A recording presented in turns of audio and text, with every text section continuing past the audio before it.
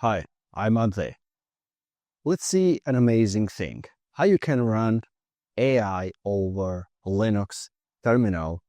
So yeah, that's right. So over this demonstration in this video, I'm going to show how to run the Grok AI within a Linux terminal. So what you're going to need to do first is you're going to make sure that you have an API key within a Grok AI.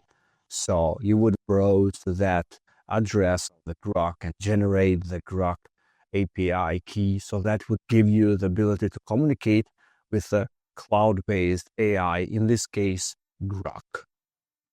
And then what would be next would be that I'm going to show it to you right now. So we're going to have a terminal open, and this would be the way that you would first install all those libraries and the Grok CLI. So we're going to execute that command, and that would bring us to the use of the Grok.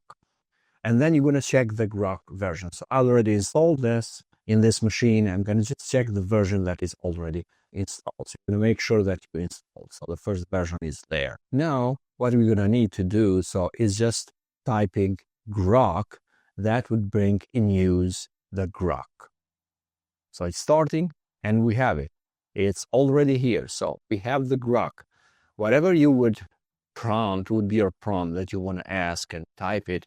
This would generate for you files instantly, and you would just cat it, use the cat to edit those files that would be already downloaded and saved within this local environment in the Linux here.